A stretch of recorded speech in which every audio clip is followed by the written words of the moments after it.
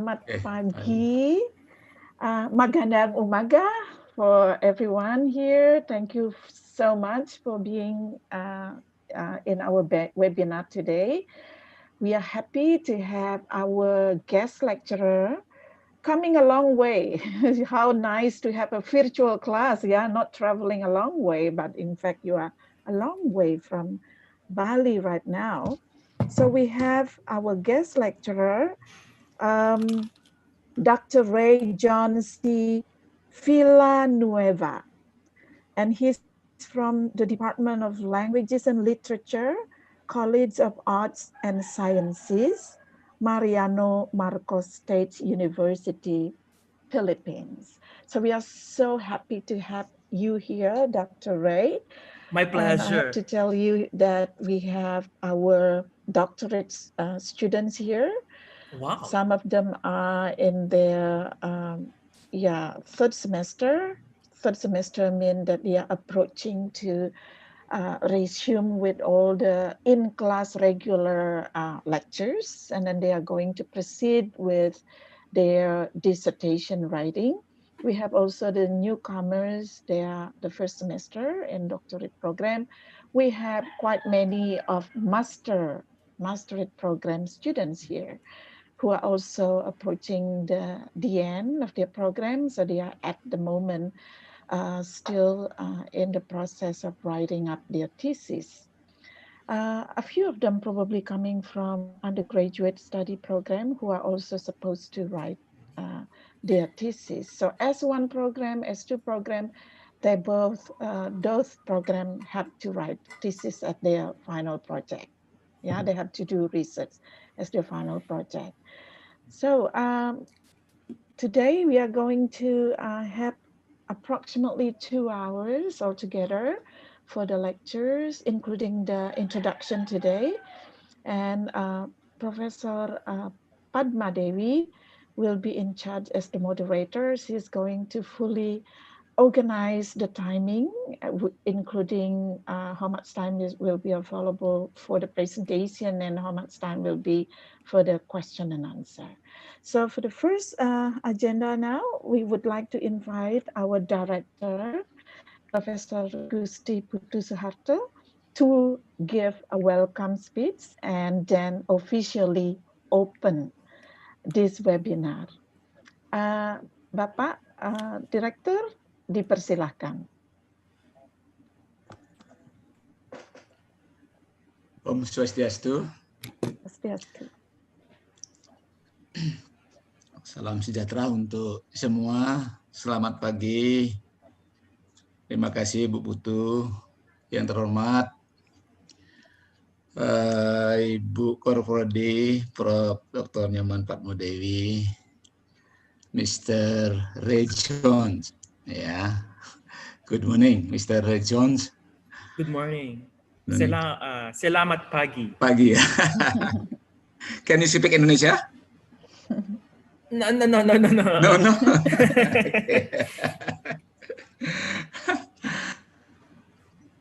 Kemudian Bapak Ibu dosen di lingkungan Koprodi S2 Pendidikan Bahasa Inggris.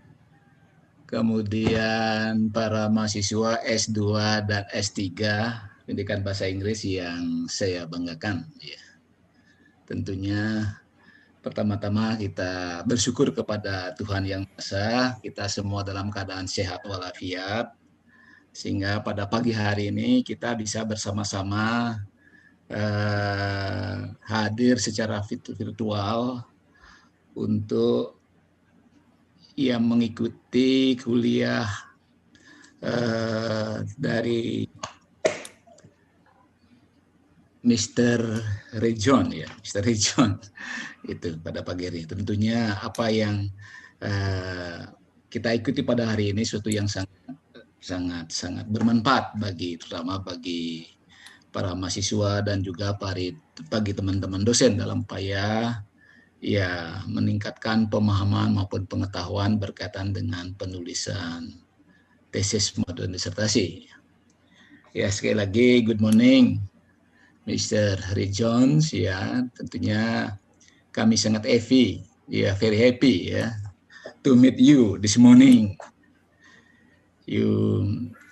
Jadi kami atas nama lembaga mengucapkan terima kasih yang sebesar-besarnya kepada Mr. John ya yang sudah berkenan pada pagi hari ini memberikan pengetahuan, kemudian memberikan pemahaman dalam upaya meningkatkan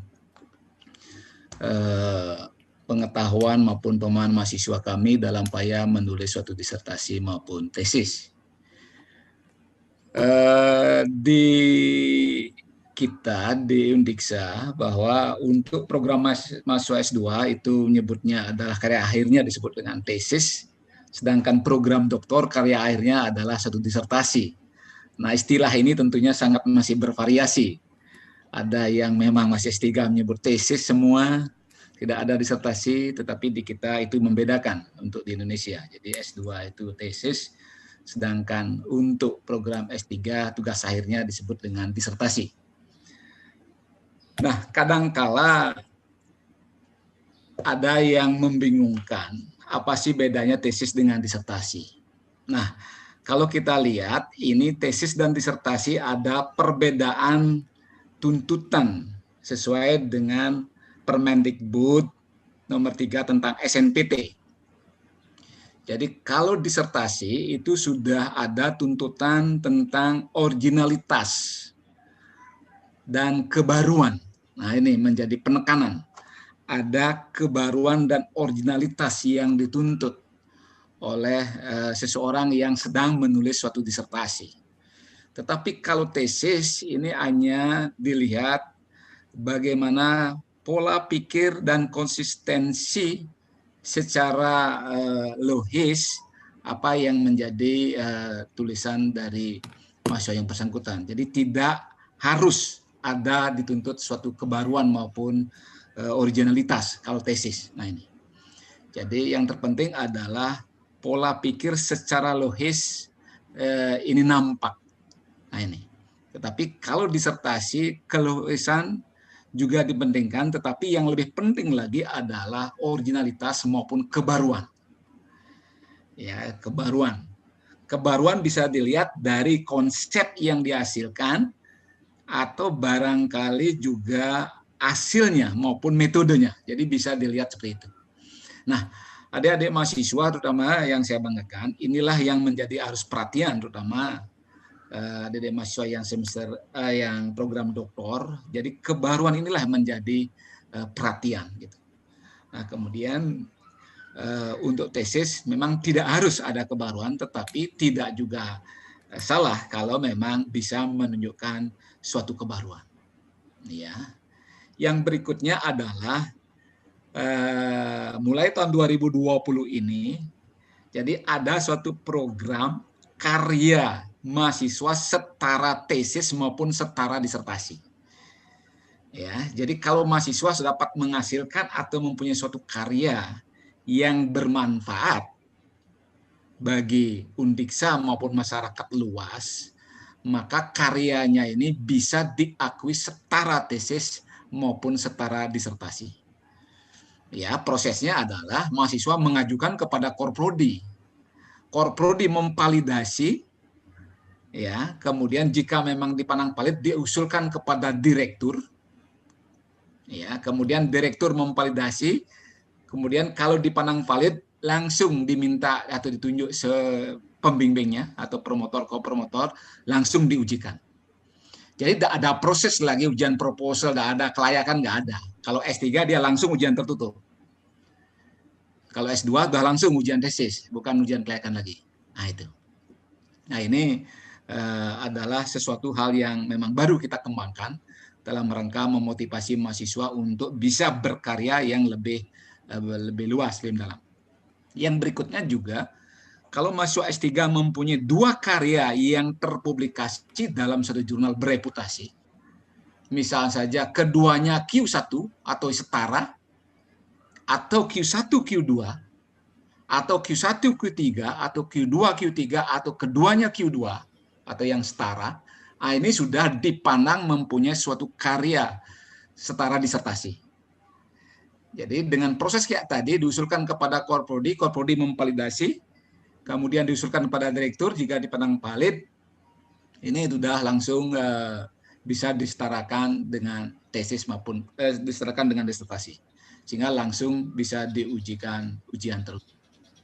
Tapi karya publikasinya itu atau karya yang dihasilkan dikemas atau dijilid sesuai dengan disertasi. Nah, prosesnya itu. Nah, mudah-mudahan dari para mahasiswa S2 maupun S3 pendidikan bahasa Inggris ini ada yang memang bisa mencapai karya atau mempunyai karya yang setara tesis maupun disertasi. Itu. Nah, yang berikutnya ingin saya sampaikan, jadi perlu diketahui bahwa program studi S2 Pendidikan Bahasa Inggris di bawah Prof. Dewi dan Prof. Ibu Artini ini luar biasa. Jadi melayani mahasiswa luar biasa. Kami selaku direktur sangat bangga kepada Koprodi dan sekretaris ini. Jadi yang sangat mampu mendorong mahasiswa sehingga mahasiswa bisa selesai lebih cepat. Jadi pasca sarjana tahun kemarin menghitung angka efisiensi edukasi. Jadi sebagai peringkat pertama yang AEE-nya atau angka efisiensi edukasi terbaik adalah prodi S2 Bahasa Inggris, yaitu 50%. Yang indikasinya adalah rata-rata masa studi mahasiswa S2 Bahasa Inggris adalah 2 tahun, jadi tepat waktu. Nah, ini luar biasa. Kita berikan plus pada Ibu Korprodi dan Sekretaris. Nah, ini luar biasa. Nah, kemudian kegiatan-kegiatan seperti ini adalah sangat bermanfaat, terutama bagi mahasiswa. Ya, ini adalah langkah-langkah strategis yang dilakukan oleh Ibu Korprodi bersama Sekretaris dalam upaya juga membantu mahasiswa bisa memilih atau membuat topik, membuat suatu tesis maupun disertasi semaksimal mungkin, sebaik mungkin. Sehingga proses penyusunan tesis maupun disertasi bisa berjalan dengan lebih cepat gitu. Secara umum memang kendala mahasiswa pasca sarjana adalah setelah selesai kuliah. Nah, mereka pada umumnya selesai kuliah ya lebih asik kepada pekerjaannya maupun yang lain gitu. Nah, ini dengan strategi-strategi yang dilakukan oleh Bu Korprodi dan Sekretaris, ya mudah-mudahan ini bisa ya meningkatkan semangat, motivasi Anda semua di dalam menyelesaikan studinya, sehingga dengan demikian masa studi untuk S2 tidak lebih dari 2 tahun. Untuk S3 harapan kita bisa secara rata-rata 3 tahun, maksimal 4 tahun lah harapan kita begitu. Sekali lagi, kami atas nama pimpinan kepada Bu Korprodi, Pak Dewi dan Pak Artini, jadi terima kasih sekali atas upaya yang telah dilakukan ini dan kepada para mahasiswa semuanya yang saya banggakan. Jadi saya harapkan kegiatan ini dapat diikuti dengan sebaik-baiknya. Ini sangat penting bagi Anda semua. Apalagi pada saat ini kita bertemu atau diberikan materi oleh Mr. Rejon. Tentunya ini akan sangat bermanfaat. Terima kasih banyak. Nah, itu saya dapat sampaikan. Sekali lagi pada Mr. Rejon, thank you very much. Ya, selamat pagi. Lanjut. Bu Putu, Suksma.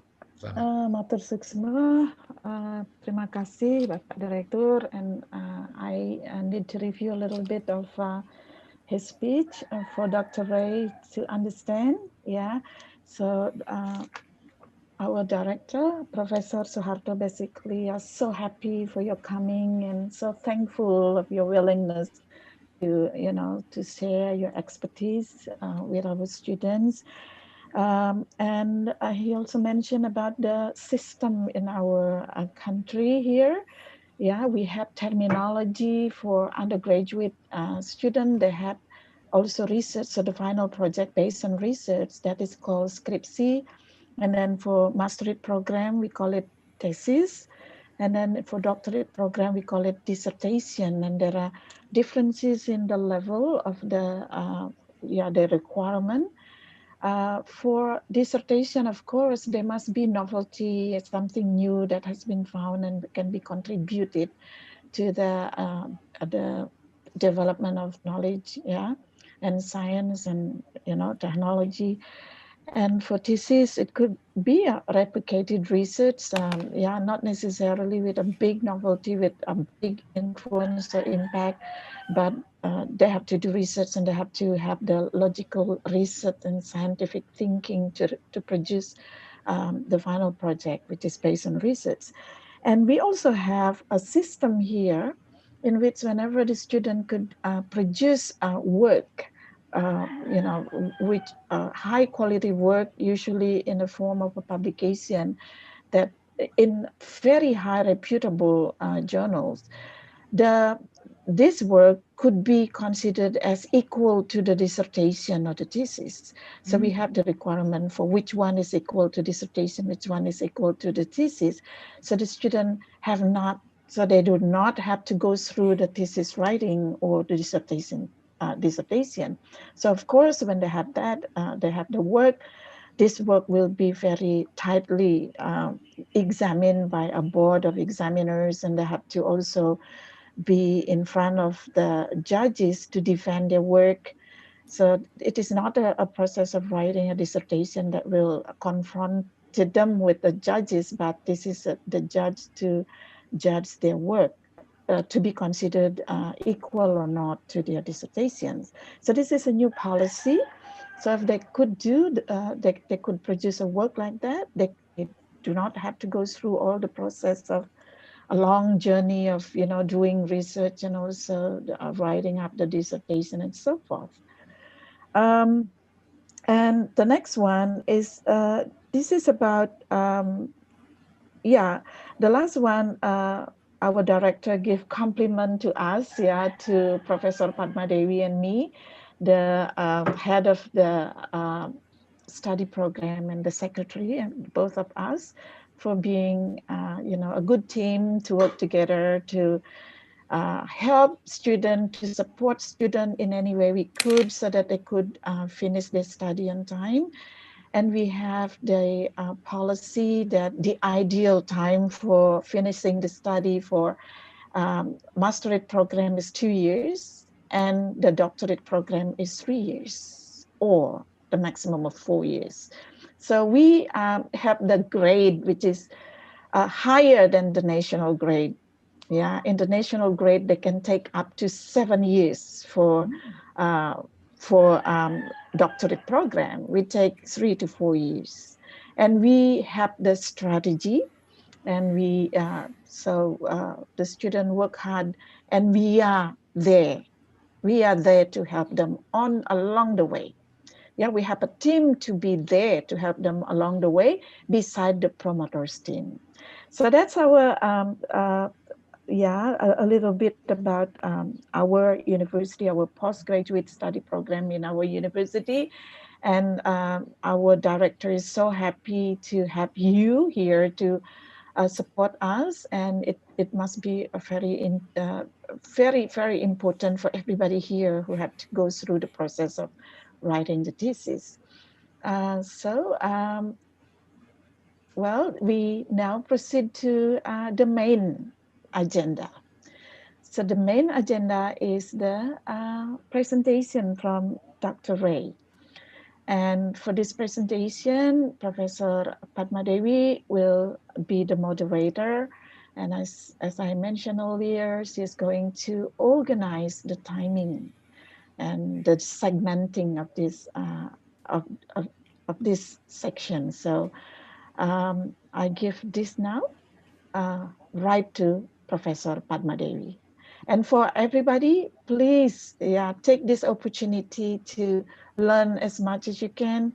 Please ask questions to make your your understanding better, so that you can really make use of this very good opportunity to improve the quality of your work.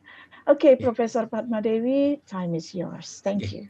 Yang mohon diri live, terus rajang. Terima kasih Bapak Direktur. Thank you so much. Thank you so much. Okay, thank you so much, Prof. Artini, for introducing all the event today. Good morning, everyone. Om Swastiastu, Assalamualaikum warahmatullahi wabarakatuh. Salam, nama budaya, salam sejahtera. May peace be with us all. Okay, ladies and gentlemen, especially Dr. Ray, thank you so much that you are able to visit Indonesia virtually this morning.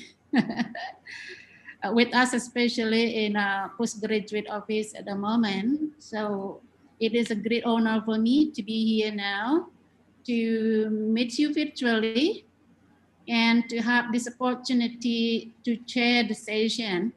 As it was mentioned previously, the event, the session will be until about 12 o'clock, and it will be later about 1 hour for your presentation, or maybe 1 plus 15 minutes, and after that we have question and answer session.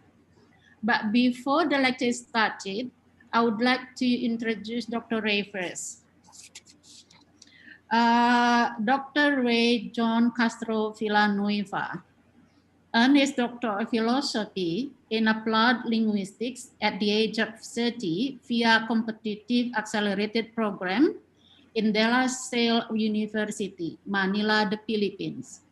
His doctoral dissertation entitled The Features of Philippines English Across Regions was supervised by the president of the Linguistic Society of the Philippines, Dr. Shirley N. Dita, and was funded by the Philippine Social Science Council, Research Award Program, and the Language Learning Dissertation Grant of the Language Learning Journal. Wow, very, outstanding. At present, he is an assistant professor at the College of Arts and Sciences and Mariano Marcos State University, Ilocos Norte, the Philippines. His teaching and research have focused on sociolinguistics, word Englishes, discourse analysis, and Philippine languages. Okay, Dr. Ray, thank you so much. That was your, a little bit information, your profile. Might be all the participants later will know more about him along the way, along the process of the presentation. Okay, now we come to the main agenda about your lecture, your presentation. It will be about 1 hour or 1 plus 15 minutes. And maybe we can be more flexible along the way. And after that, I would like to invite students or participants to ask questions. And I hope that you are willingly to share what is in the discussion and also to give the solution to the problems posted by our students.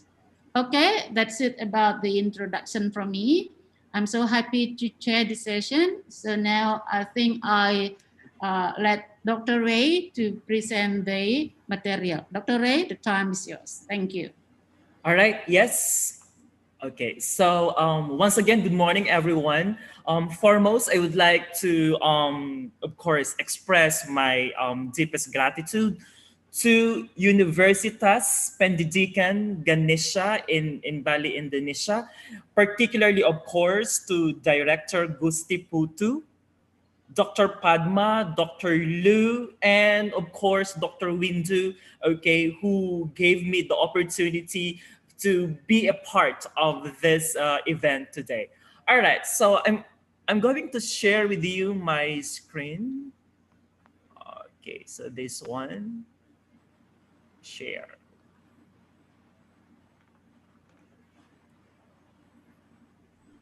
So can you see what I'm sharing with you now? Yes. Clear. Yes. Okay. All right. So I'll just have to. Okay.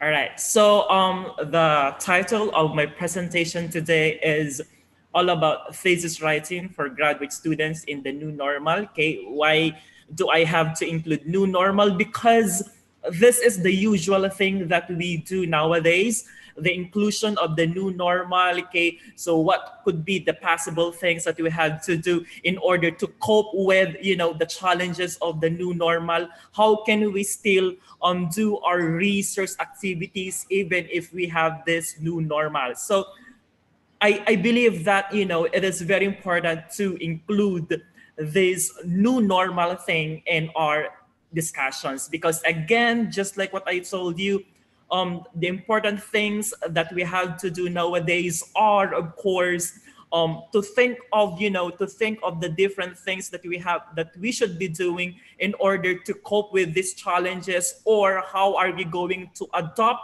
okay, with these problems, with these difficulties that we have nowadays, okay? Particularly, of course, in this extraordinary time. Okay, all right, so let's have the first slide. Okay, so this one. These are the things that we will be discussing, okay? Explain the abstract, or explain the title, of course. Second would be on the abstract and also the introduction. Explain the review of literature and methodology. Orient students or orient everyone about the results and discussions. How are you going to write your results and discussions? And also the presentation of advanced concepts about summary, conclusions, and then recommendations. I suppose to, include also a discussion of the references. That is, how are you going to, how are you going to do the referencing, citations, of course, using the latest version of the APA, which is the 7th edition.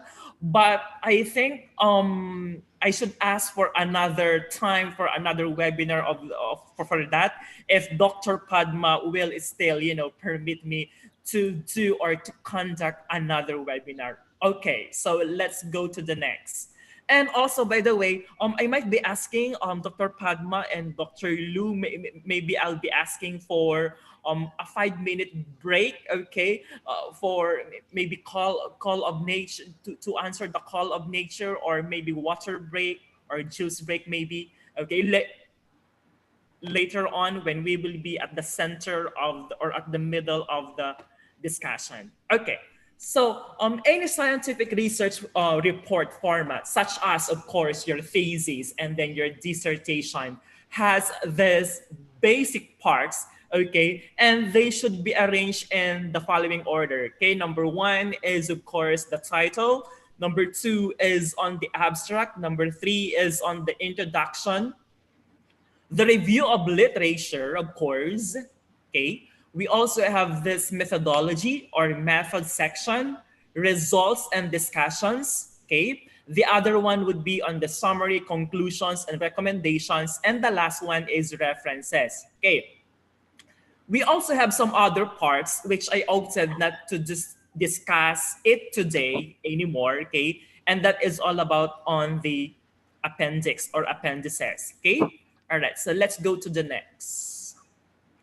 How are you going to prepare your dissertation? How are you going to prepare your thesis? Number 1 is you have to gear up your inquiring mind, okay? So you have to ask yourselves, okay, what are those that I have to do in order to contribute something, okay, to the linguistic world, okay, or to the English world, or to the English language world, or to the EFL world, English as a foreign language. Because I believe that in your country, in your school, actually, I am not sure of this, if you are using English as a second language or English as a foreign language. So what are those things, what are those researches that you can do in order to contribute or to give something or to add to the ever-growing, okay, literature of the English language studies or linguistics studies or social linguistics studies in your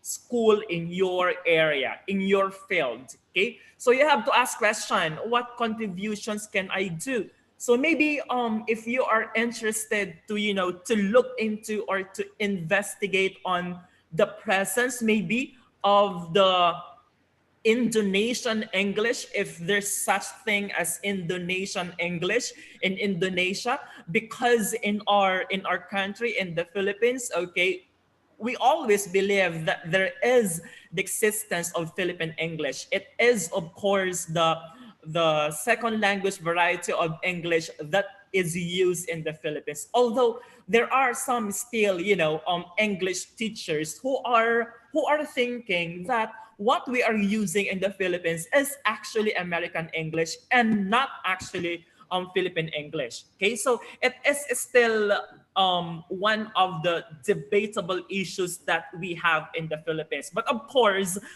me as the as one of the exponents, okay, of Philippine English in the country, I would still believe that there is really the existence of Philippine English in the country. Okay, we are not actually using British English. We are not using American English. It is Philippine English. So we have to look into their grammatical, we have to look into its grammatical features, its lexical features, and so on and so forth. And also with the Indonesian English, if you have that particular theory, the existence of Indonesian English in Indonesia. So you may want to to look into or to investigate on the grammatical features of Indonesian English, lexical features, semantic features, social linguistic of Indonesian English. Okay, number 3 is determine whether your questions matter in your discipline.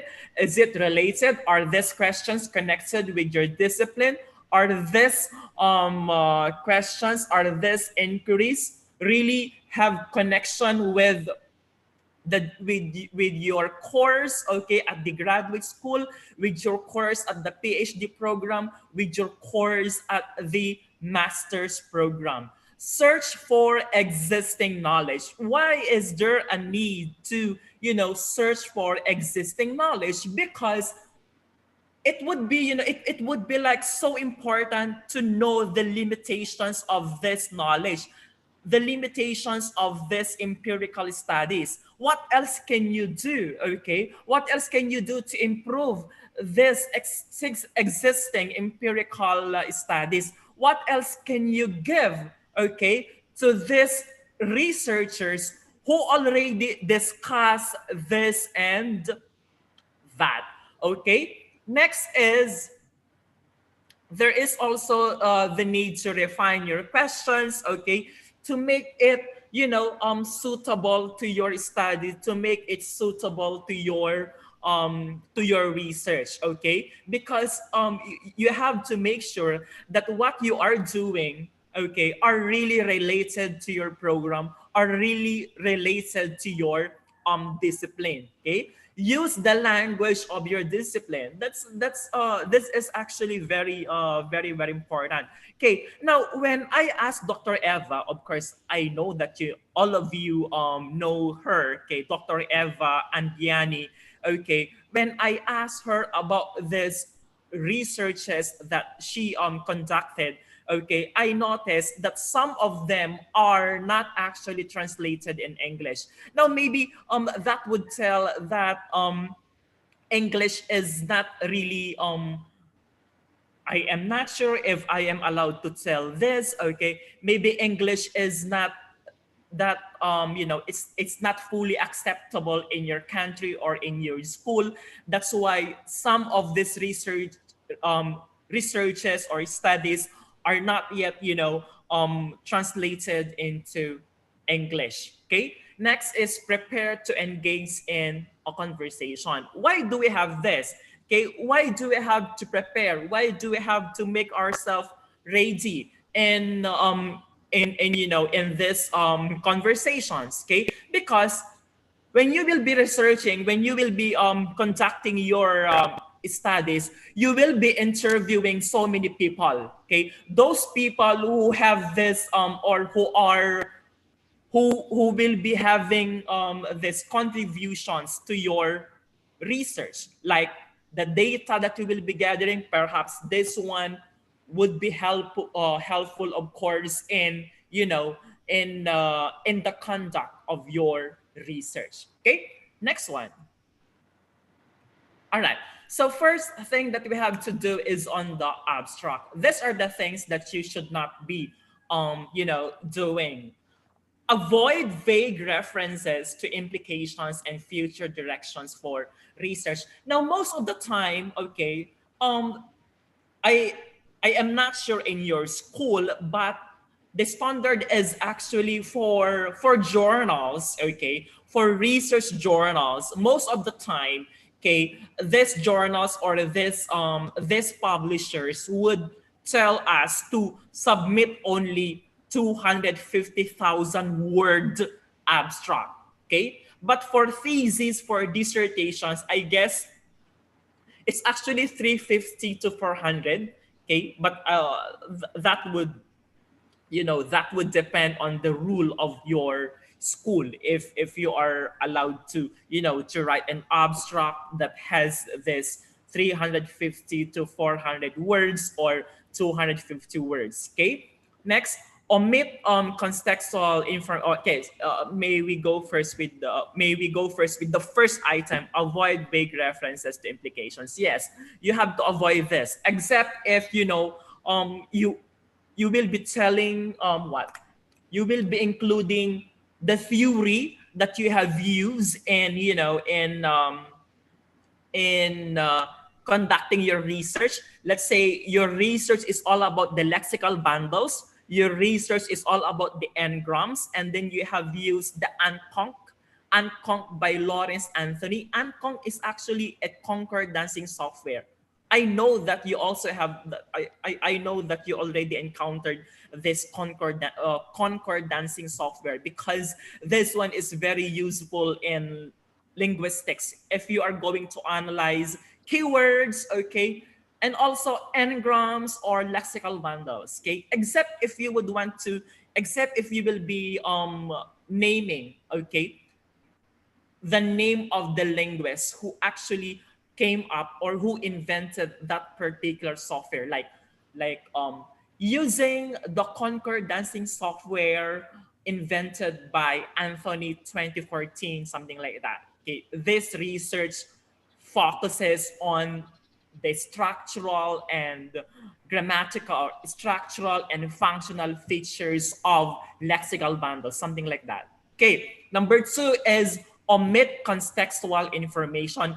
Do not make your abstract so vague. Okay, it should involve or it should include simple information only. Avoid the insertion of such. Okay, because your purpose is just to, you know, to give a bit, okay, a bit of information, just a glance, okay, just a glance of your research. So you should not be giving hard or heavy information about your research. Next is omit citations for your sources. So you have to disregard this one. Omit citations. Okay, if you're going to cite this, cite Dr. Padma. Okay, maybe you have used the research of Dr. Padma or study of Dr. Liu, okay, as one of your what basis, okay, basis in doing your current study. You have to avoid those. Okay, all right. Next is this one. So what are those things that you will be doing, okay, in writing your abstracts? Number one, your abstract should, of course, involve a statement of the problem. That is very important. Statement of the problem, the people you studied, okay, who are this studied or who are these people involved in your study? Okay, maybe freshman students, freshman education, or yes, freshman education major students of Universitas Pendidikan Ganesha. Okay, all right. And then also the dependent and independent variables. So what are these variables that you have included, okay, or that you have used in your study? Maybe their age, the correlation of their age in reading. Is there a correlation between these two? Their reading habits and also their age. That would be on the variables. The instruments that you have used. Let's say your research is all about the impact, okay? Impact of online learning among freshman education major students, or impact of online learning among engineering students in your school, okay? I am actually assuming that you are offering engineering courses in your school, although I heard that it is an education school. Okay, so I'll ask Dr. Padmo or Dr. Lu later on if you're also offering engineering courses. Okay, number two, next one is on the design. Okay, design of your research. Is it or what is the particular study design that you will be using? Would it be qualitative or quantitative?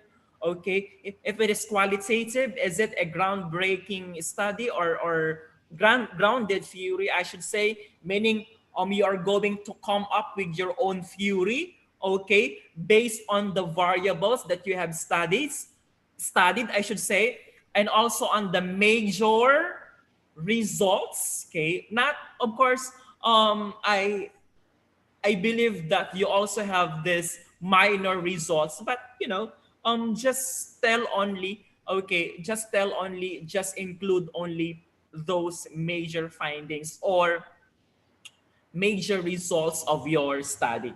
Also on the conclusions, that's very important. Maybe just a one-liner conclusion, okay, and should include key numerical facts to make the informative abstract brief, like how many freshmen, how many first year education major students, okay, did you use in your study? Okay, that one is actually very important. All right, or how many schools were involved in your research? Okay, so that one is also very important. How many schools, or if your research is a corpus-based research, is it a study or is it a corpus that is composed of 1 million words? Okay, I am not sure if in Indonesia you have this corpora or you have this corpus, let's say um, Indonesian component of or Indonesian English component of the International Corpus of English, something like that. Okay, it is a body of text that is composed of different or various texts like letters. Okay, letters. What else? Essays, research articles, something like that. Okay, all right. Next is okay. So we are now at the title. So what are those tips that you should be considering? Okay. Number one is should not be in the form of yes or no questions. Okay.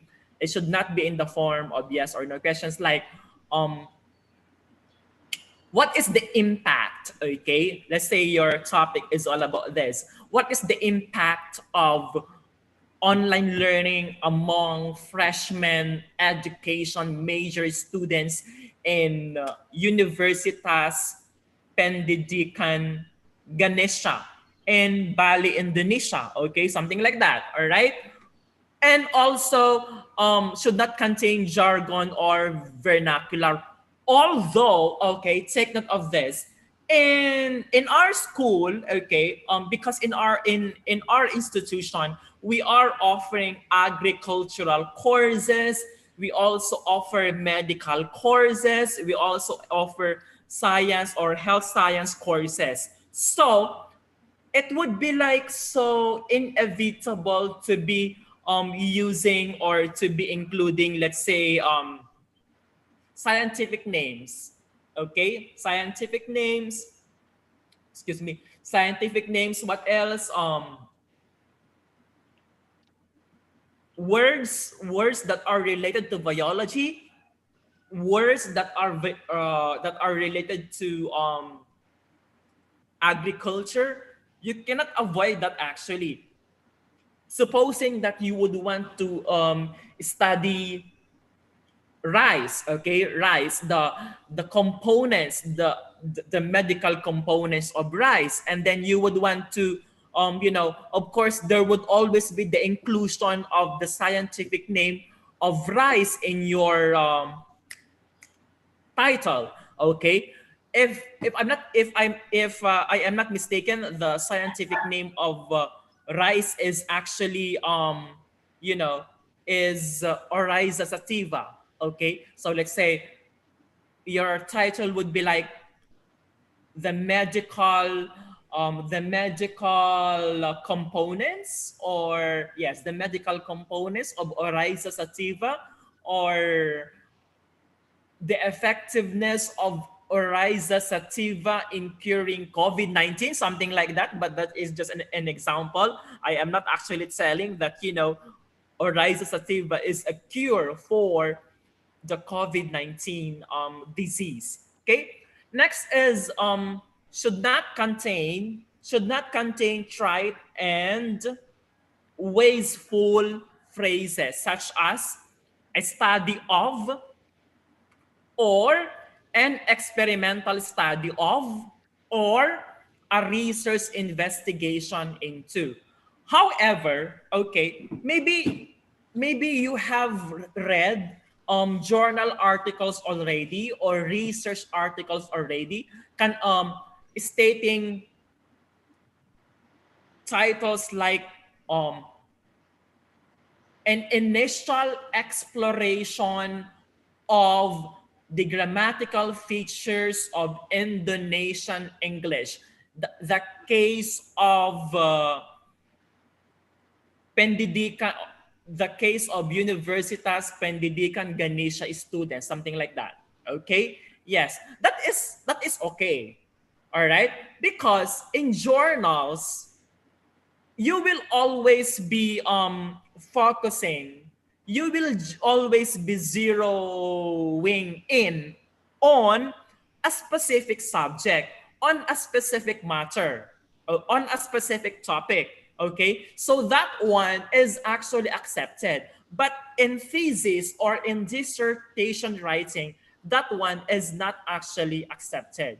Okay, now let's go to some of these titles, okay, which I actually got from various sources. Take note that these are all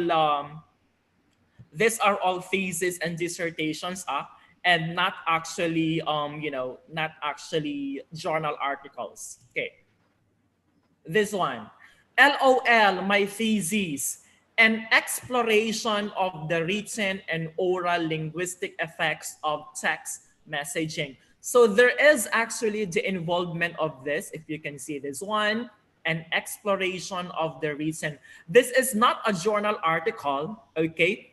This is a thesis. And yeah, this is a thesis which I took from a particular source. All right. Next is this one. Okay.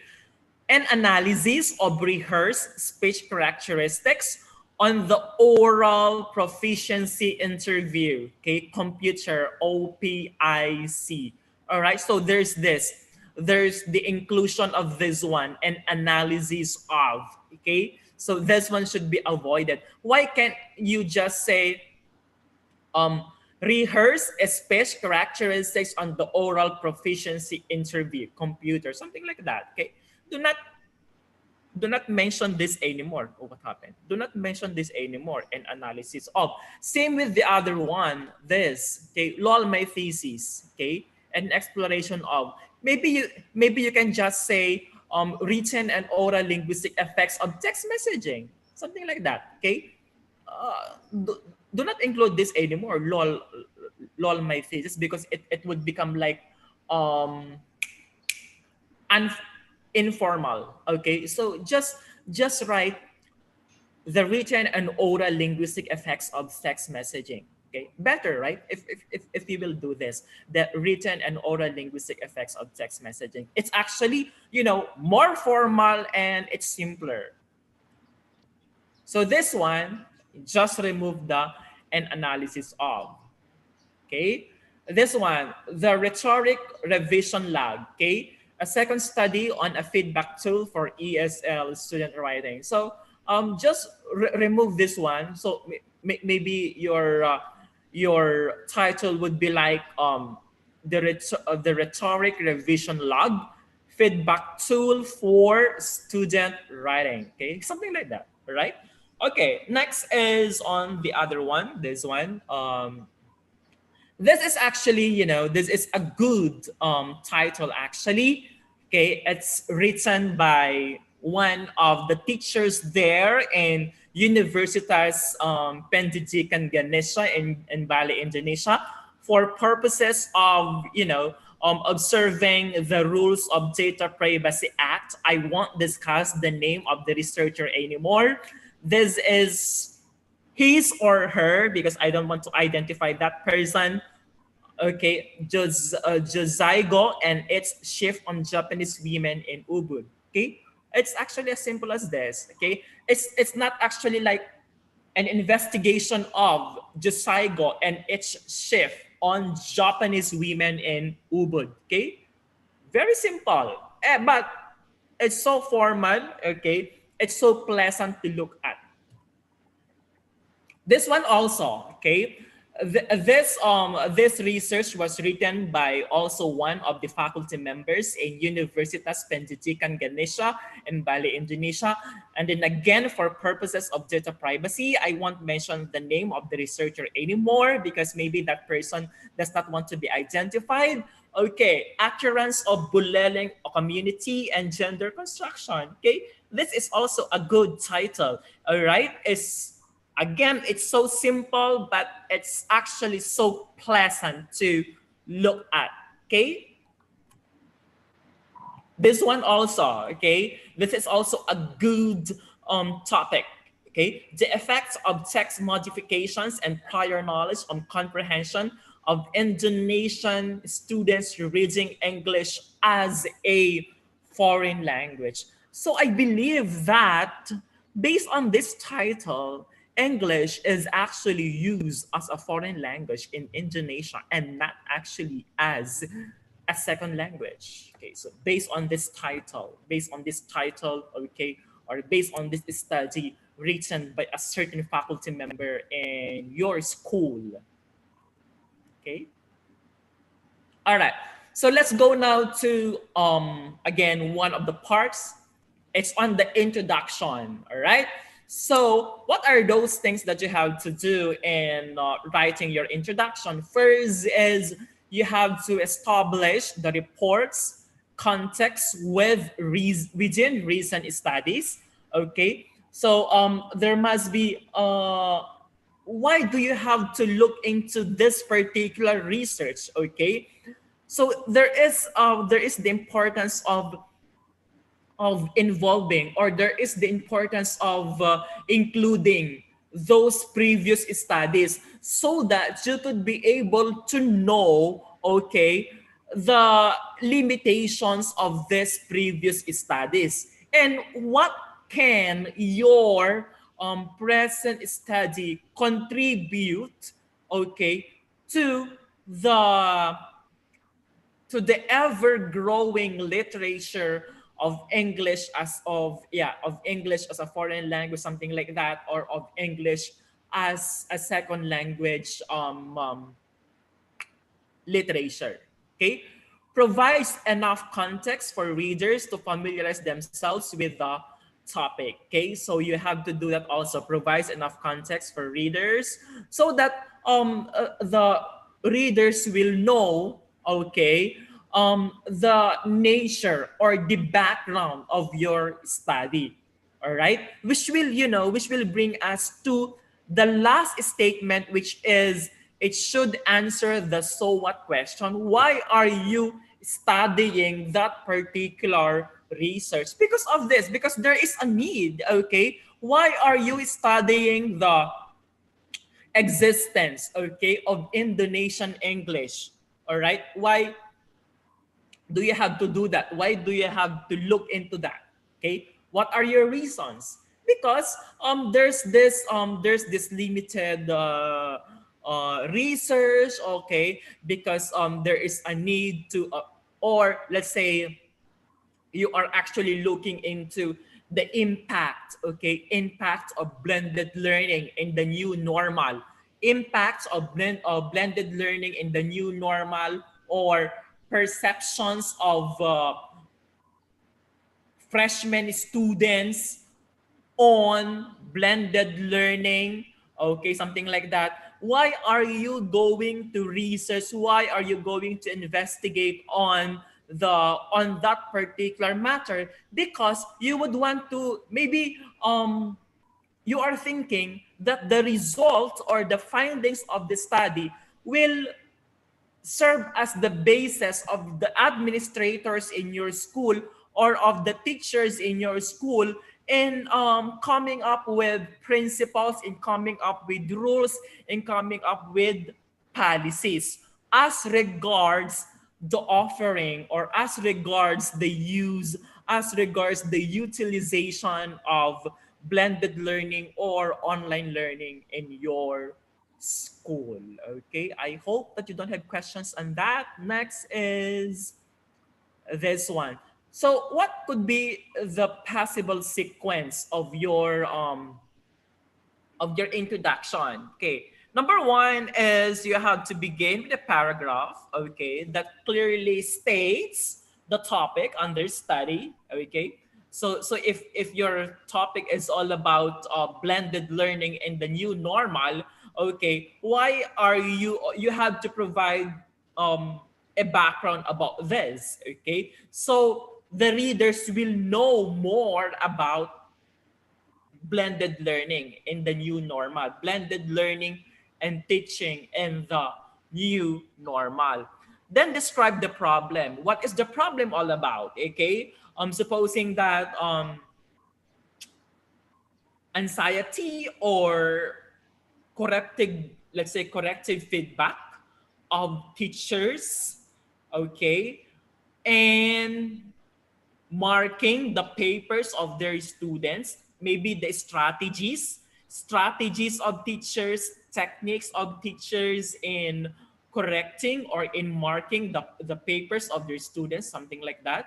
Okay. And what is known about the topic? So what you have found in the literature review. Okay. Tell the reader what other researches have found regarding your specific topic. Okay. And then the last paragraph of the introduction defines the key variables and describes the particular goal of rationale of what you did in your study. Okay, the segment includes the specific questions or hypothesis. Okay, so in other words, you have to include in your introduction the research questions, okay, that you would want to study in your research. Like first question would be what is the perception of the students, or what is the attitude of the students towards online learning, something like that.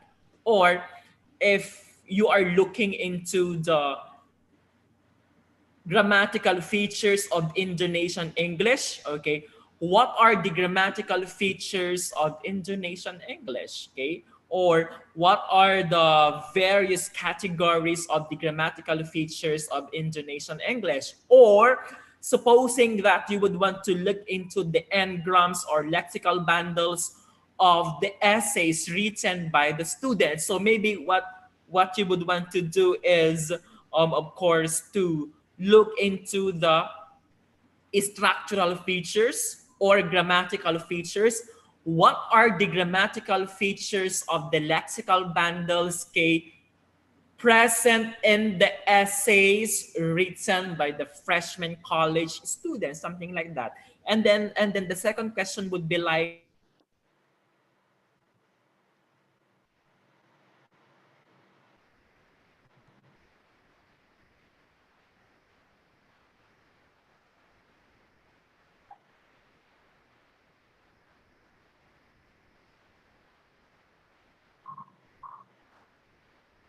pedagogical implications, okay? What are the pedagogical implications of the findings of the study? Okay, something like that.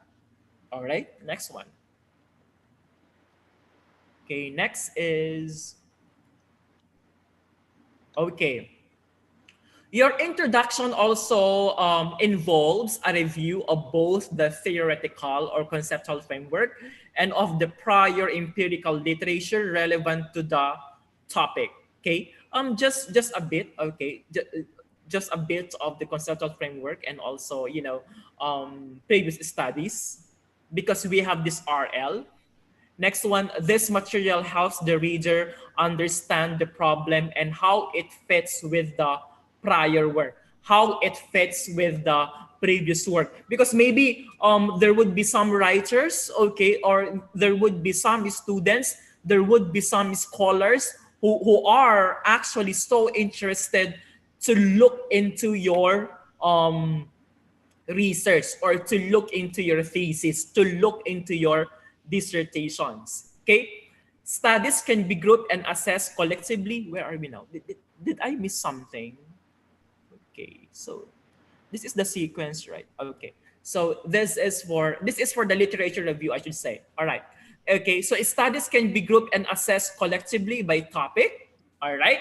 So this is how, maybe there are some of you who are asking, how am I going to arrange my topic, or how am I going to arrange the subjects or the subject matters in my RL? Okay, so it could be by topic, all right, by design, and also by findings.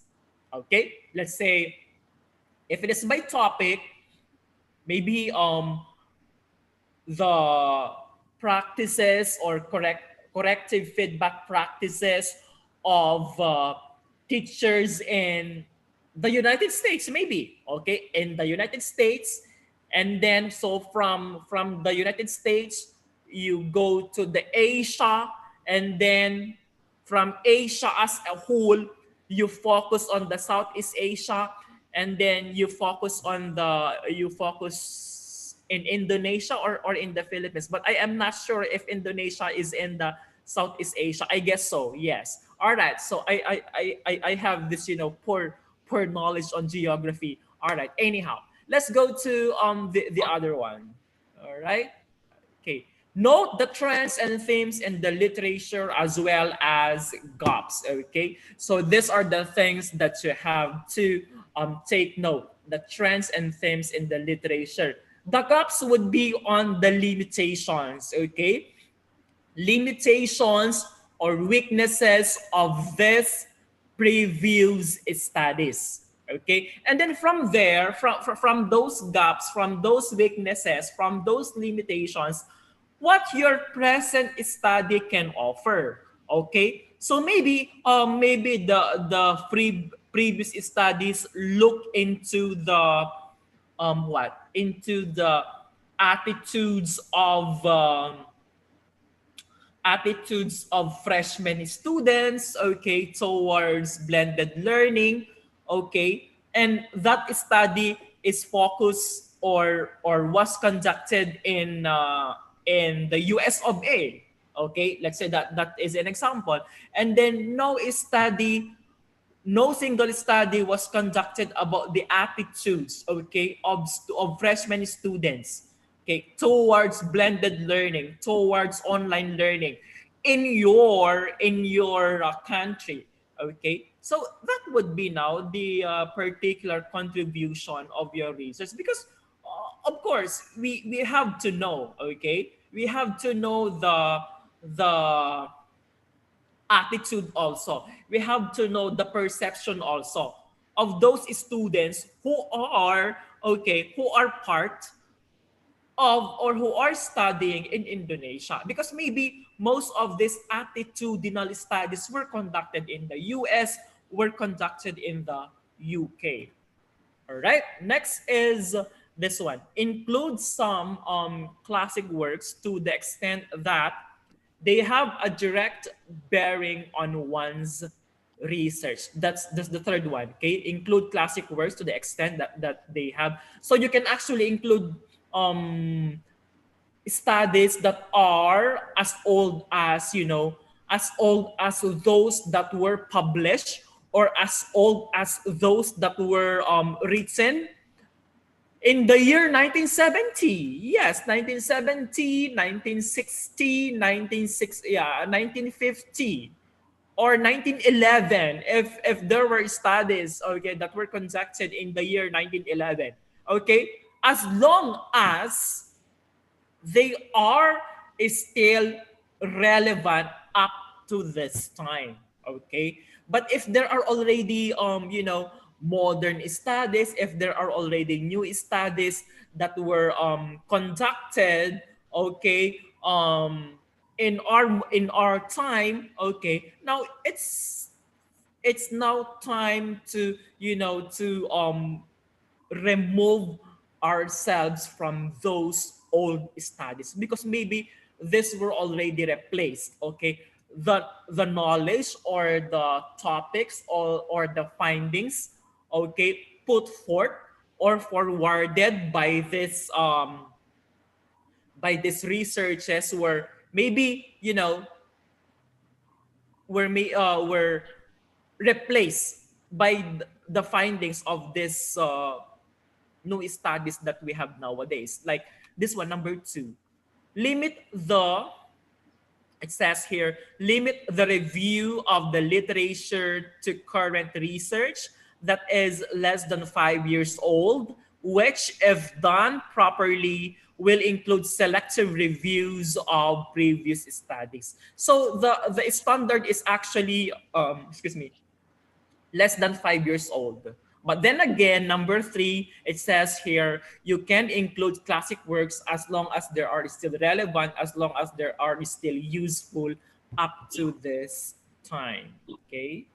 Next is this one. May we have the others? Okay. All right. Use direct quotations sparingly. So this is one of the pointer tips that you have to consider. Use direct quotations. Do not use direct quotations all the time.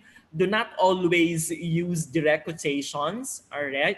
And also number 2, distinguish between theoretical and empirical articles. So maybe at the first part, okay, of your RL, or at the first part of the review of literature, you have to discuss there the theories, okay, that will be involved in your study. Okay, supposing that you would want to look into the lexical bundles, okay, lexical bundles, structural features, grammatical features of these lexical bundles, and then let's say you have used this theory put forth by Biber, okay, Biber in 1997 in categorizing these lexical bundles, okay. So you have to place it at the beginning, and then at the second part would be on the empirical researches, empirical studies about lexical bundles. Okay. Now, the other one is the key is selectivity to summarize and critique the current state of knowledge in the area, okay, in the area under study, okay, not to demonstrate everything that has ever been said on the topic.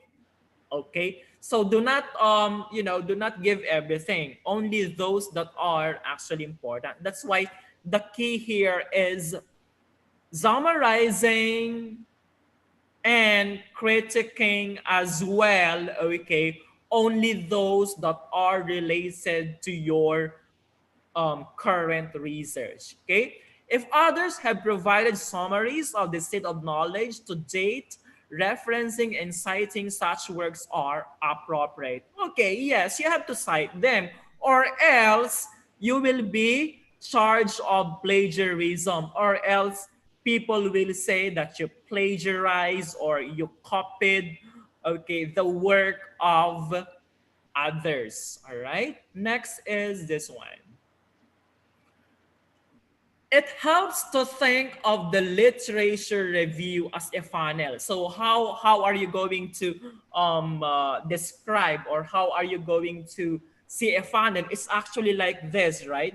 It's actually like this. So if the shape is actually like this, it would be like from general, okay, from general up to, Okay, so it's like this, from general up to specific. Okay, it's like this. So you begin with a general view. It says here, you begin with a general view. So it's actually, it's like, if it is overview, it's a bird's eye view. It's a helicopter's view, okay, of what you will be discussing in your research, okay? General view of relevant theoretical or conceptual ideas, then move through empirical work to a discussion of your paper, all right? So it's very important to discuss first, of course, the theories, all right?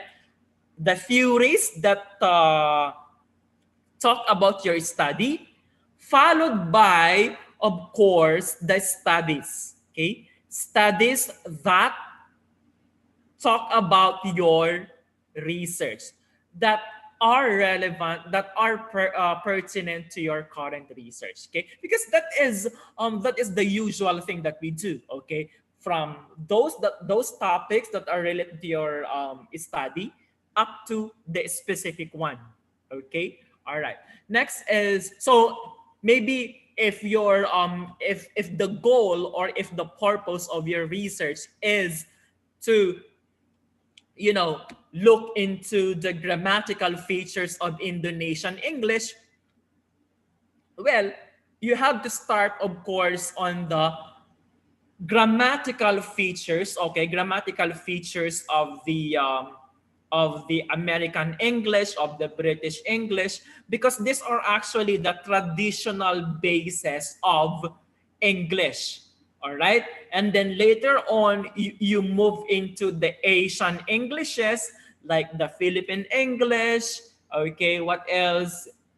Malaysian English, and of course, the Indonesian English. Okay. So from there, Philippine English, Malaysian English, and also to the grammatical features, syntactic features of Indonesian English. Okay. Next is, of course, this one.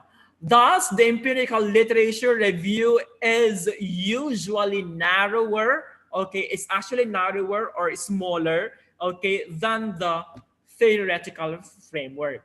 Now, you might be asking, what is the difference between the theoretical framework and the conceptual framework? Maybe you are actually asking that question, okay? Now, okay, I will just imagine that one of you or two of you, okay, are actually asking that question. What is the difference between this one? Okay, supposing that two of you do not know anything about this. If it is a theoretical framework, we are actually dealing with the theories, okay?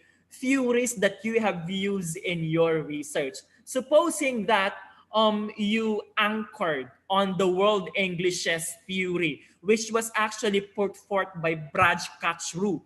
It is he is an Indian linguist, okay, in 1984. Maybe that is the that is the theory that you have used. So you have to include him, okay, in your theoretical framework because you have used that as your theory. Now, if it is a conceptual framework, all right, if it is a conceptual framework, you will be discussing your own theory. What particular theory, okay, will come out from your study, from your research. That is the difference between the theoretical framework and, of course, the conceptual frameworks. Meaning to say, okay, if in layman's term or in simple term, it would be like all theory and then the new theory. All right, new concept, actually new concept that you will be getting from your research. Okay, the literature review should lead inexorably to the religious questions or statement of the problem section. That is actually true, of course. That is actually very natural because it should answer, okay? It should has, okay? It should has a relationship with the previous or with the questions, with the research questions, with the problems that you have stated in your introduction. Okay. Dr. Lu and Dr. Padma, Dr. Lu and Dr. Padma, Dr. Lu, are you still there? Dr. Lu? Dr. Lu? Dr. Padma? Yes. May I ask, yes, may I ask for a break? Maybe just a 5-minute break, Dr. Lu? Yes, of course, why not? Okay, yes, just a I 1 think, break. Okay. if it is possible, we finish about 12 o'clock. Sure. Yes. Yeah. So, Okay. okay, no problem. So, Just take your so time. I'm going to close my Yes. video. Okay.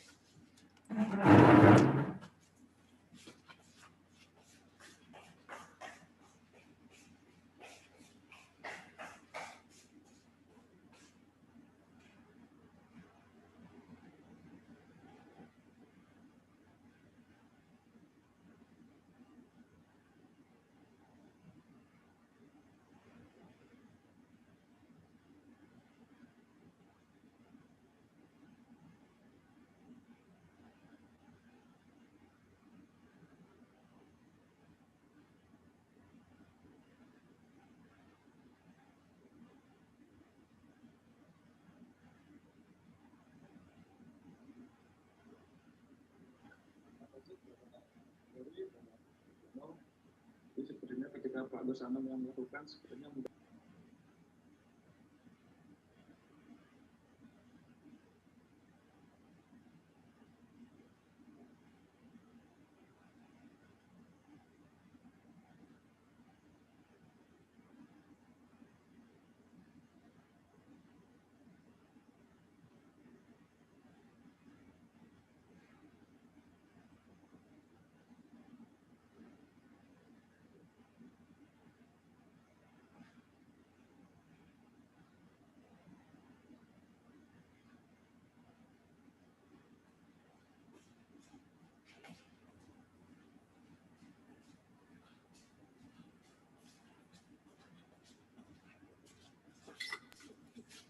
ya, jadi saya sampaikan terlihat.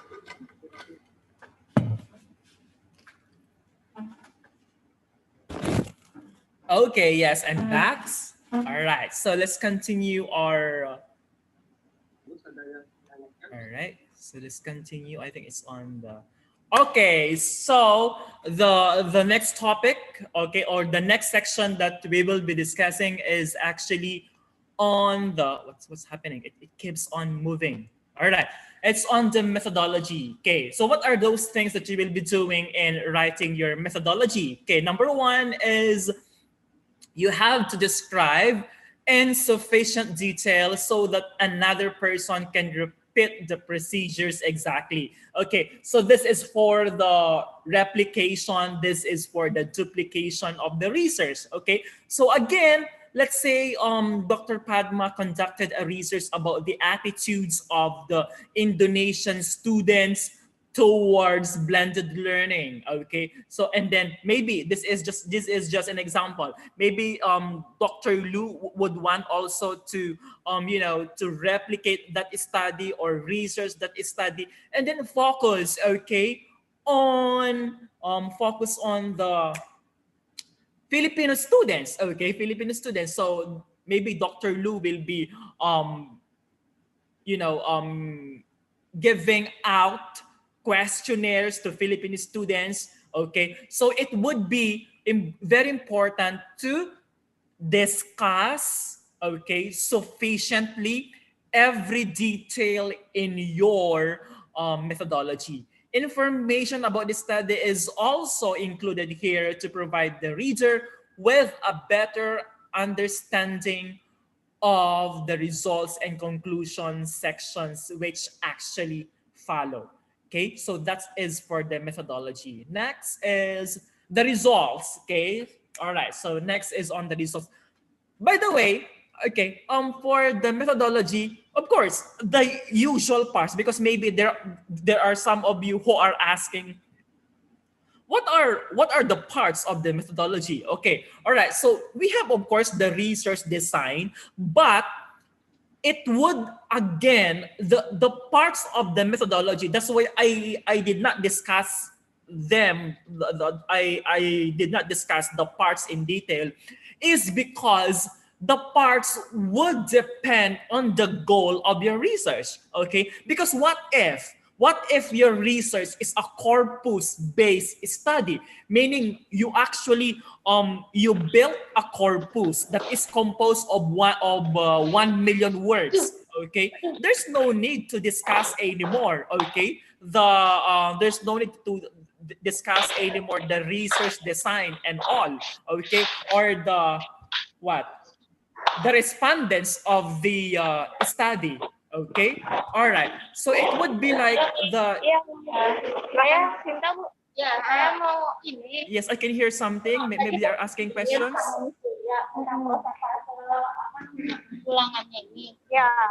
Okay, I can hear something. Okay, I can hear something. Maybe they're asking questions or okay. All right.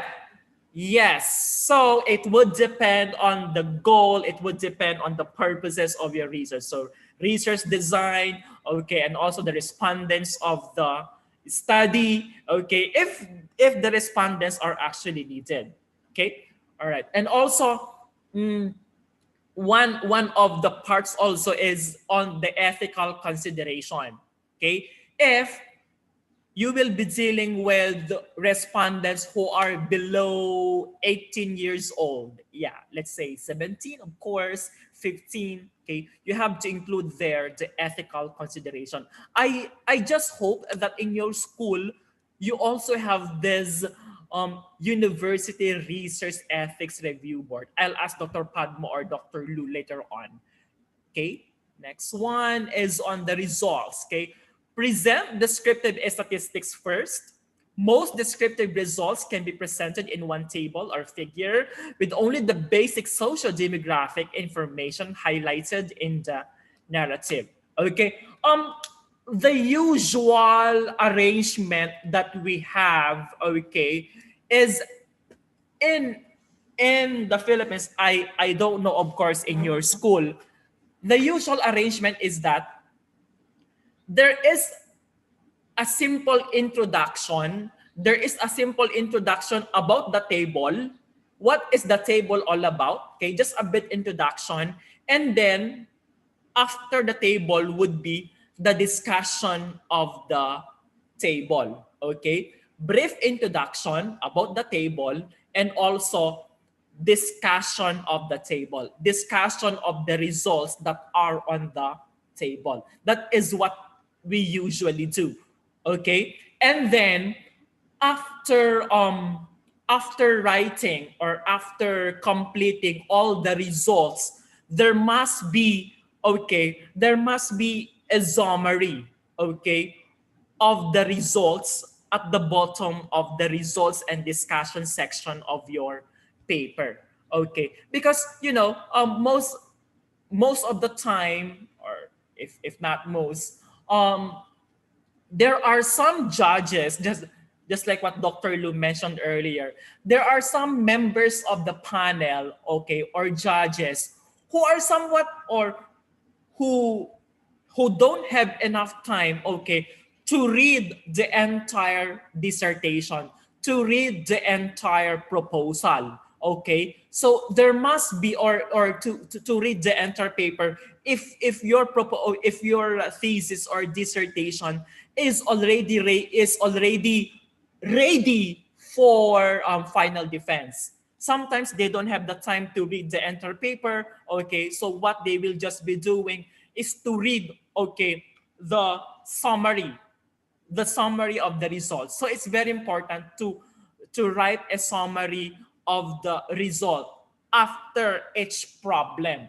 Okay, supposing that you have these three problems. Number one, what are the grammatical features of n-grams? So after discussing the this particular result, there must be a summary. Next, let's say the second problem is what are the functional features of lexical bundles. Okay, so after discussing the results, there must be a summary here. Also with the pedagogical implications, there must be a summary. All right, next one. confine discussion of inferential results to those that are substantially important or statistically significant. Yes, that is actually very, very important. Okay, you have to, or that's actually very essential. You have to consider those, those that are really have an impact. Okay, those discussions that are really have an impact on the results of your study. Okay, next is this one on the discussion. Although results and discussion tend to come together, okay, there are some theses and dissertations which tend to have separate sections for results and also for discussions. Again, that would depend on your advisor. That would depend on the members of the panel. Okay. In this section, you interpret results and offer explanations for them in light of previously reviewed literature, which, if properly done, set the context and justification for the study. Okay. All right. So let's say this result, it would be like this. This result corroborates the the findings of Padma 2020, something like that, or the result of this study backs up the result of this study backs up the findings of the research conducted by Artini 2020, something like that. All right. Next is this one. Mention should be made regarding how the current study fits into the larger body of literature. With which studies are results consistent? With which do they differ? And what might account for differences? Okay, all right. So this one, it says here how the current study fits into the larger body. Okay, how the what is the relationship, okay, of this result to the findings of the studies conducted in the past? Okay, with which studies are results consistent? Okay, so this one corroborates with which do they differ? This one, this study tends to contradict the results of the findings of Padma 2020 when he conducted her research on this and that, blah, blah, blah. Okay, begin the discussion section by highlighting key results. Yes, this is actually very important because there are panel members, there are members of the panel who will be asking about what is the contribution of this, what is the main contribution of your paper. There would be some, okay, who will be there would be some members of the panel, there would be judges who will be asking that particular question. So again, this is my tip. It is actually very important to to include, okay, the highlights, okay, of your paper. Okay, next. All right. Return to the specific problem you investigated and tell the reader what you now think and then why. Okay. Relate your findings to those previous studies by explaining relationships and supporting or disagreeing with what others have found.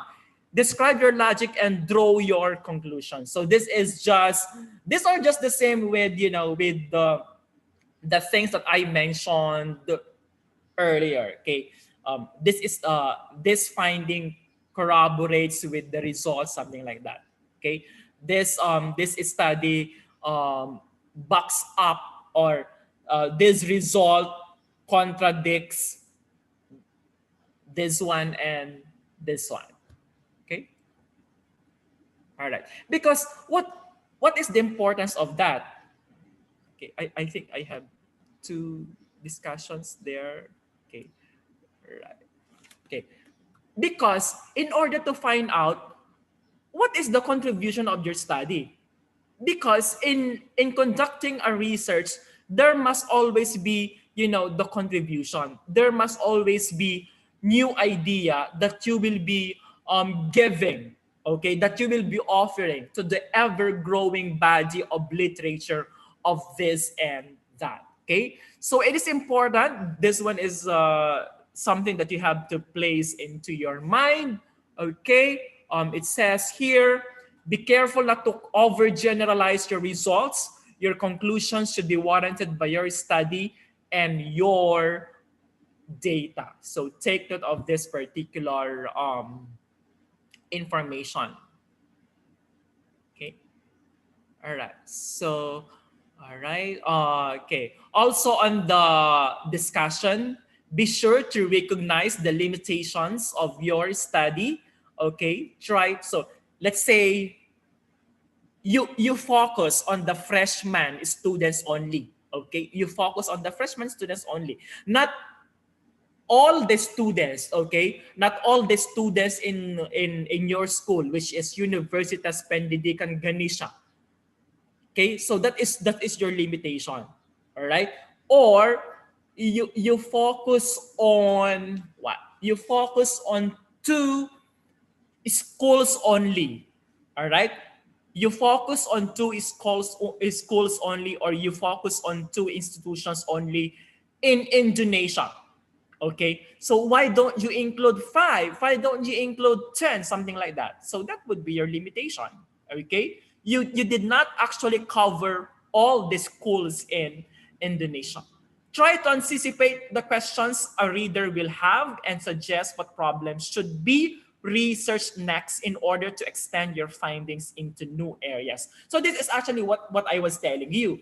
Supposing that you focus your research on the freshman students only in Universitas Pendidikan Ganesha. Okay, maybe next time the future researchers will also include second year, okay, second year, what else, third year and fourth year college students. It is very important to include those, okay, in order to have a variety of results, because maybe the result that you will be getting from the freshman students would always be different from the result that you will be getting from the second year, from the third year, and also from the fourth year students. Okay, next is this one. The discussion fits your particular piece of research into the context that you establish in the introduction. It completes the work at hand, which is to add new information or knowledge and points ahead to future research. Yes, again, this is actually very important. Okay, the answer to the so what question raised in the introduction should appear here. All right, why are you researching this particular topic? Why are you studying this particular topic, this particular subject matter? So all the parts should be, or all the reasons, all the grounds should be there already. Okay. All right. So let's go on to the summary. Okay, a brief description of the background of the study. Okay, these are the things that we will be saying. An articulation of the main purpose and or specific research problems, and a concise description of the methods used. Okay, so this is how you will be writing the summary of your paper, right? Next one. Okay, for the summary of the results or findings, number one, put together the highlights of the most important findings in your studies. You don't need to mention all. Okay, only the important, only the major findings that you called, okay, from your investigation, from your exploration of this and that. Okay, if applicable, the summary of results may be presented per research or problem. Objective not to be a repetition of your discussion of results. Okay, Numerical values, example mean, and then t-value should no longer be reported in this section. Of course, okay, because this were already mentioned in your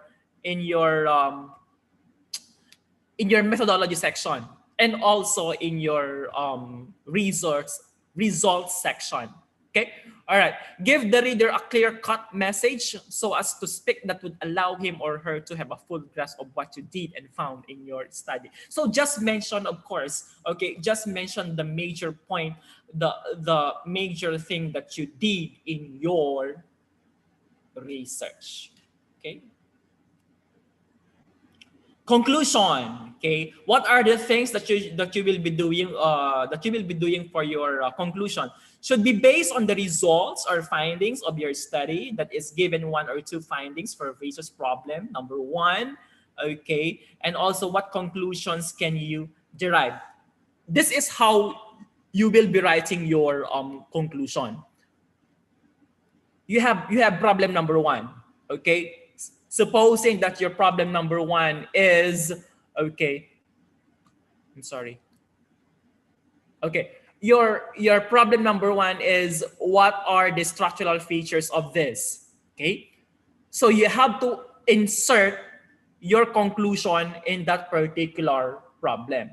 Second, okay, what are the functional features of lexical bundles? Okay, you have to include again your conclusion on that. Okay, therefore, in every problem there must be a conclusion.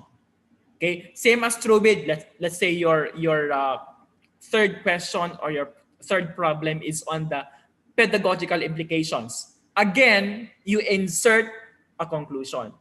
Okay, so all in all, since you have three problem or 3 research problems or 3 research questions, it is okay, it is important, it is given that you must also have 3 problem or 3 conclusions. Okay, should not be a repeat of your findings, should not be a repeat of your findings. All right, but abstractions of the summary of findings. Okay, they are tied to the research problems of your study, of course. Okay, because you are actually dealing with conclusion here. All right, next is, and the last one, okay, so we're done, we're almost done, includes limitations of the study, specifically in the method section, and what processes may be needed to address these limitations and gap in study replicate. All right, so maybe you will mention here the future researchers may include second-year students, may include third-year students, okay, may include the attitudes of the second-year students, attitudes of the third year, attitudes of the fourth-year students towards this and that. Okay, and then the next one is add suggestions that you want people to follow when performing future studies, or what is known as future direction of your research. Okay, so supposing that you would want the future researchers again to, you know, come up with a bigger number of words, okay, in a corpus. Let's say in that particular corpus, or supposing that your research is a corpus-based study, and then you use you use 10,000 word corpus only. Okay, maybe you will suggest that there must be the use of a bigger corpus in future researches.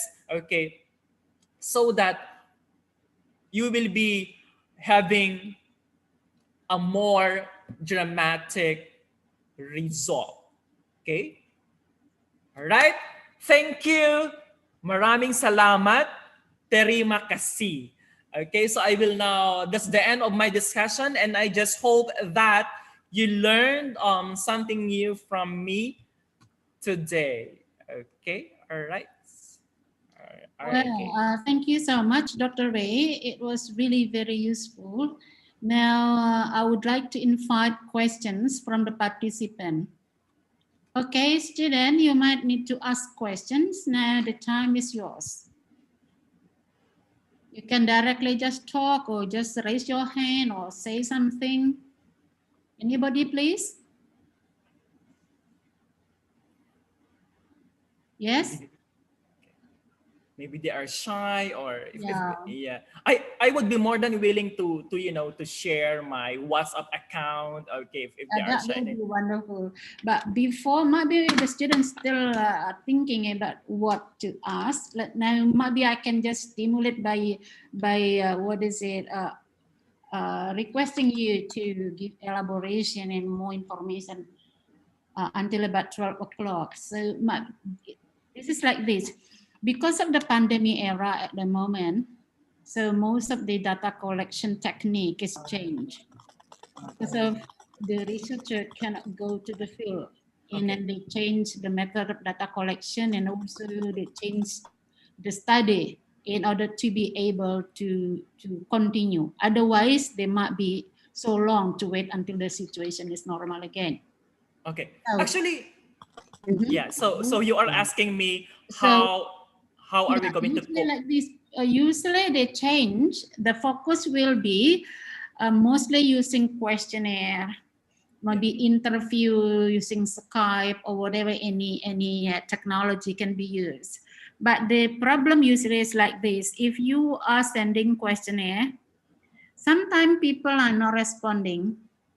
Sometimes people are reluctant to give you any kind of response using the questionnaire that you use. So maybe you can share any tips, any kind of ideas, how or what kind of technique that you can suggest to students, so then their questionnaire can be responded, so the participants are happy to answer the questionnaire that you give. Maybe you can give ideas about that one. Okay. Actually, in our, yeah, that I should admit that that is also one of the major problems that we have in our school. Yes, you are correct, Dr. Padma. Okay, most of the respondents, particularly if you are dealing with the students, they are actually hesitant, okay, to answer those questionnaires because maybe they are afraid that they will be giving wrong answers, because some of them are still thinking that it will affect their grade. But honestly speaking, one of the things that we do is to tell them that they will be compensated. They will be given a simple token. Yes, that's actually one. I believe that that's the best thing that we can do at this time. If the respondents or if the subjects of the study are hesitant to answer your question. But yes, I myself, okay, who is also one of the researchers in our school, okay, also faces the same problem that when I, because most of the time, what do we usually do? We actually write our questionnaires using the Google Drive, right? And then just send the link to the particular respondents. Okay. Yes, it is true that some of them are hesitant to answer the questions. Now, if you don't have budget for token, if you don't have budget for just a little amount of compensation for the respondents, I tell them that they will be benefited from this study. Okay, the findings of this study will help them, will enlighten them about this and that. Supposing, okay, that your topic is all about the impact, the effects of blended learning. I explain to them, I talk to them, okay, I talk to them with compassion, okay, and also with passion, explaining to them that, guys, this is actually very useful, okay, please participate in this study because you will learn something from this, okay. This would be beneficial to you, okay, as a student, of this particular course, because because in our department we are offering Bachelor of Arts in English language. And so that one, I always tell them that this will help you understand this and then that. Apart from, of course, telling them, or yeah, telling them that I will give them, you know, just a simple token or just a little amount of compensation. Now, if you are the person, okay, who are not, or who are somewhat thinking that, oh, I don't trust these people, maybe they will just be giving answers that are not really useful to my research, I can suggest, okay, I can suggest armchair researches or armchair studies. Okay, armchair, because what you do is to just sit down, okay, sit down and then analyze text, okay, or the what we call corpus-based studies, okay. So you will collect data, you will collect let's see, in discourse analysis, okay, you will be collecting letters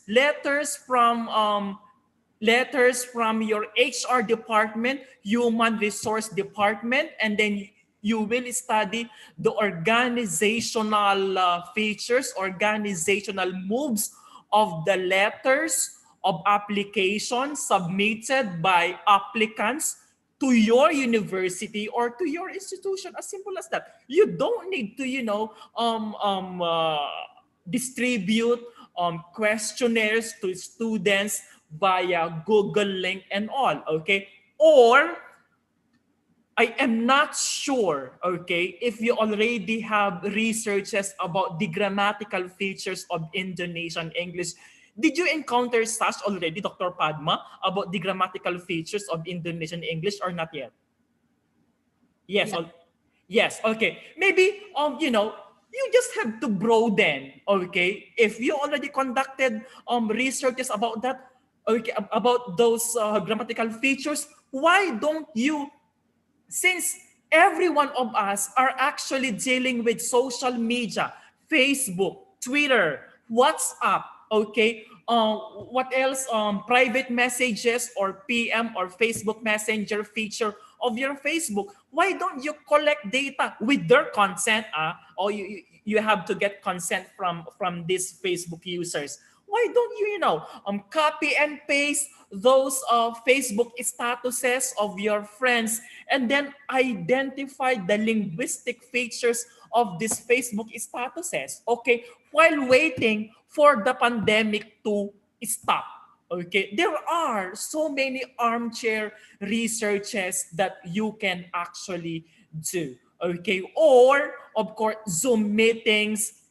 Maybe you will record these Zoom meetings and then transcribe, okay, transcribe this conversations between the teacher and then the student, and then identify the particular linguistic patterns, linguistic features of this give and take communication between the teacher and then the students. There are actually a lot of things that you can still do even if we have this pandemic. And maybe, okay, maybe I am actually praying that when this pandemic ends, okay, we will have more opportunities, okay, to have, okay, in exploring, okay, so many topics of research. And yeah, also, since we have this pandemic, you have to take advantage of this pandemic. Okay, even if these people are saying that this pandemic is actually giving us so many problems, why don't you look into the grammatical features, the lexical features of these articles? Okay, that discuss about pandemic. I am sure Dr. Padma knows this. There are so many words, there are so many COVID-19 vocabulary that came out. So maybe one of you one of the participants of this webinar will come up maybe after, maybe at the end of this year, okay, will come up with a compilation of COVID-19 vocabulary. Hey, that is already a research. You don't need, again, you don't need to, distribute questionnaires to the students via the Google link. Okay, so we just have to be very creative, think out of the box. So okay, we have to, even if, again, just like what I told you, even if this pandemic is considered as a negative thing, okay, let's always look at the positive side of this pandemic. Let's take advantage of this to come up with new normal researches. That's why I told you, okay, thesis writing for graduate students in the new normal. So maybe one of you, again, one of the graduate students here will be discussing about the discourse analysis of articles about COVID-19 pandemic, okay, or contrastive rhetoric, okay, of these articles written by Indonesian writers and also Filipino writers maybe. Now, may I ask this question, Dr. Padma? Do you use English as a foreign language or as a second Yes, language? as a foreign language. As a foreign language. That's why you are still at the expanding circle of the world Englishes. Okay. Yeah, Maybe yes. Maybe one of these days you will also use English as a second language. might be, yeah. Yeah. Yes. Some other questions, Another Fred? questions from the student. We still have about 3 minutes. Is there any other questions? So far, so good. Everything is clear. Yeah, might be everything is clear. So might be if you are okay, I will share your WhatsApp number. Is it possible? Sure. Yes, Yeah, yes. if, for example, student want to ask you question directly, so Sure. I can share your, your WhatsApp number, so then they can have direct contact with you. Okay, so this is my WhatsApp numbers.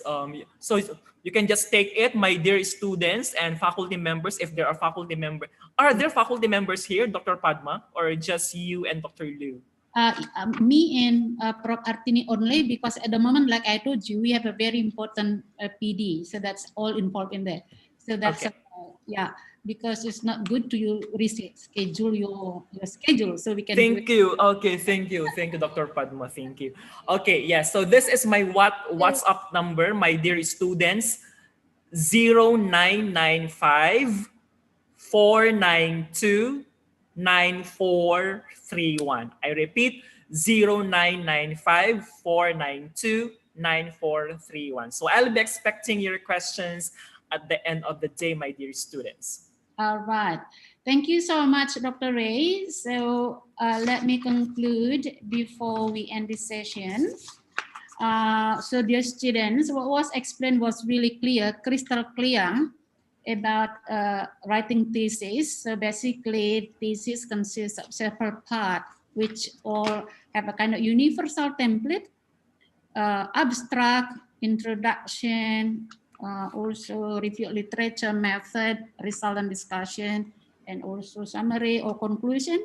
And each part all has their own rules, which has been explained by Dr. Ray very clearly, how to write good abstract, how to write good introduction, etc. So I think that is a very important information, because if you publish your article into certain journal, for example, what was explained by Dr. Ray is a very important one, which need to be followed in order your article, your paper can be accepted. Yeah, because we have to follow the rules. Say, for example, how you focus your topic, so then people are interested in to read yours. Introduction is so important, which has been explained before. Okay, I don't want to repeat what was explained. Basically, all is good, all is clear. Thank you so much, Dr. Ray. Maybe we need to talk more about what will be, we can, what can be done might be a bit later, when we are a bit loose with our time. Here is reaching the end of the semester. So many activities happening at the moment. Okay, thank you so much. On behalf of the university and also the faculty, the postgraduate offices, and myself, please apologize if there is any inconveniences during the session. We are so happy with your lecture. Thank you so much indeed, Dr. Ray. You're welcome. Okay. And thank you also. Yeah. Is there anything you want to say, Bu Artini, Pro Artini, before we end the session? Pro Artini is here. Oh. Mute.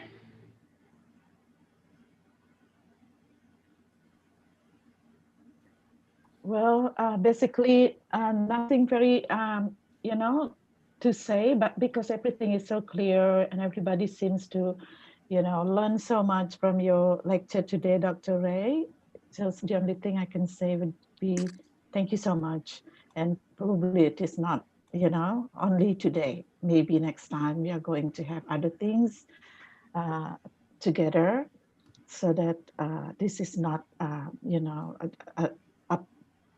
temporal things to happen, but we hope that it will continue.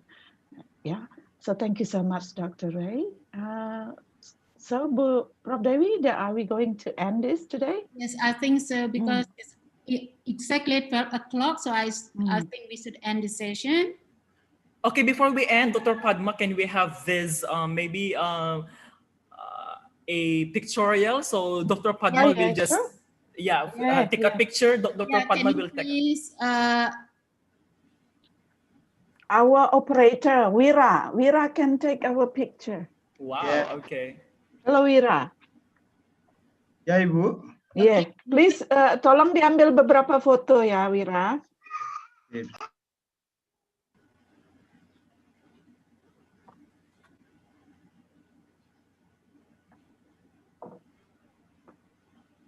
Smile.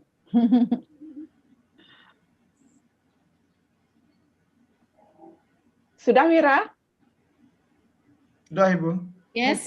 Okay. Everybody, thank you so much, Dr. Ray. It's a really very, a great pleasure for us to have you here. Okay, see you. And please give a round of applause to Dr. Ray. Bye-bye. Thank you so much. Thank you so much. My pleasure. My pleasure. Okay. Bye-bye. Bye-bye. Okay, dear all, I would like to close the session today. We leave the meeting. See you again next time in the next topic with Dr. Ray, if possible. So thank you so much. Goodbye, everyone.